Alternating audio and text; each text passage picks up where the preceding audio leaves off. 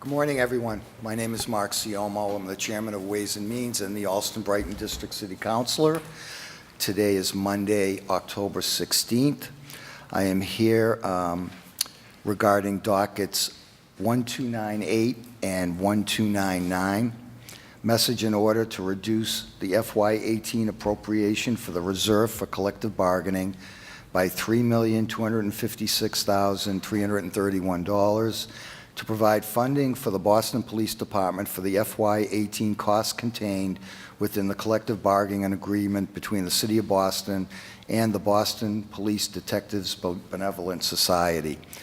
Docket 1299, message in order approving a supplemental appropriation for the Boston Police Department for FY18 in the amount of $3,256,331 to cover the FY18 cost items contained within the collective bargaining agreements between the City of Boston and the Boston Police Detectives Benevolent Society. The terms of the contract are July 1, 2016 through June 30th, 2017, and July 1st, 2017 through June 30th, 2020. The major provisions of the contract include base wage increases of 2% effective the first pay period of July of each fiscal year. The agreement also includes increases to existing Quinn Bill education benefits, modified cumulative risk benefits beginning in July 2016, and increases to the hazardous pay duty beginning in July 2017. I'd like to remind folks that this is a public hearing. It is both being broadcast live and recorded on Comcast Channel 8, RCN Channel 82, and Verizon Channel 1964. I'd like to ask folks in the chamber to silence their electronic devices. The conclusion of the public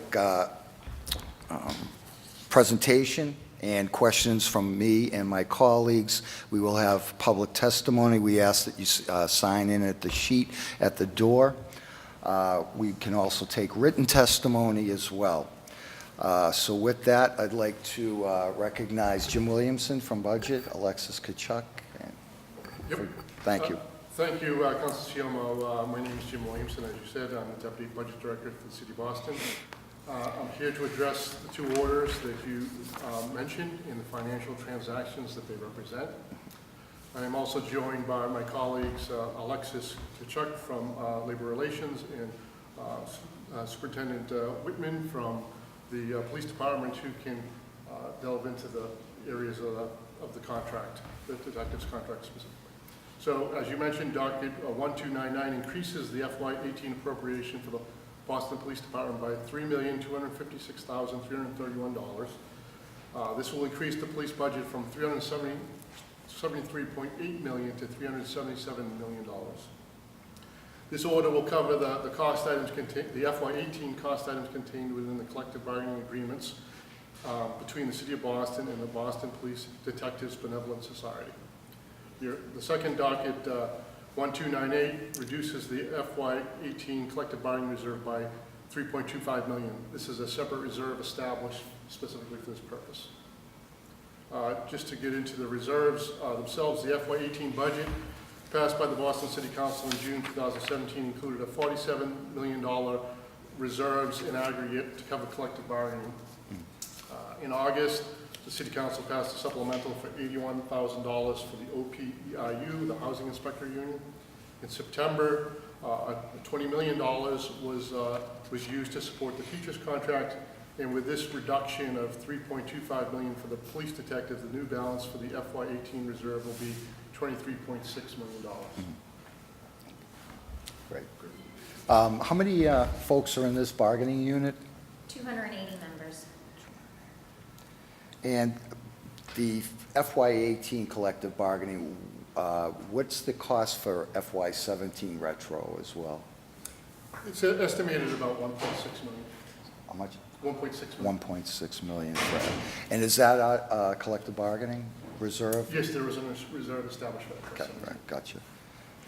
And we have the successor agreements from July 16 through June 17, and then the 3-year contract after that.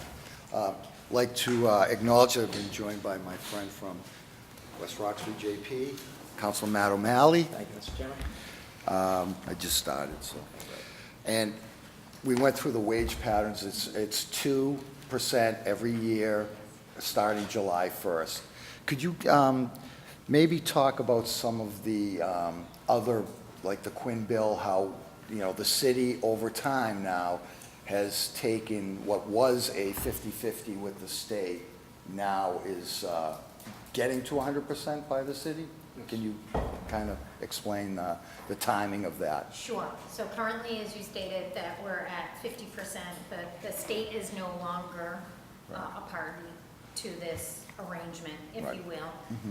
So how this contract would set it up would be in FY '18, we would go up to 85%. And in FY '19, that would be a full 100%.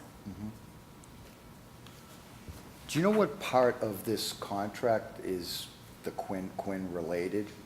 You mean the section numbers? Yeah. No, well, no, the dollar amount of the award, right? How much of it is Quinn, do you think? It's about $3.5 million Okay. is the educational incentives. Okay. And there were also some other modifications made in the contract, such as officer swaps. Can you give us a little brief explanation of how that impacts maybe the budget or? Sure, some of these are operational efficiencies, but they also lend themselves to being financial savings. There are currently several different types of, hi, Councilor Baker. There are currently several different types of shifts in terms of hours. So if potentially I were on a shift and I swapped with you and your timeframes were different, in some instances, I would be working 30 minutes longer than my usual shift if I swapped with Councilor Sioma. Okay. That led to inconsistencies with payment and folks seeking that. So now it's, if you agree to a swap is a swap. And that's. Minute for minute? Minute for minute. Gotcha. Or shift for shift, if you Right. will. Okay. Go ahead, I'm sorry. No, Did that's I enough. interrupt? Okay.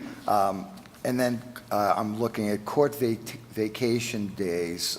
Could you discuss some of the limits and clarifications possibly? So that language pretty much mirrors the patrolman's award as well. Gets a little complicated in our lingo, I guess, but so when we talk about a squad scheduled day off, we work 4 and 2 generally. Yep. So that means that throughout the week, you could have off, say, Tuesday and Wednesday of that week. Right. So it just kind of guides you through when a detective is eligible to get an additional court vacation day if he goes to court on his squad scheduled day of working Gotcha. compared to his squad's day off. Right. And is that still a minimum of 4 hours? Yes. Right, gotcha, okay. Let me give my colleagues an opportunity.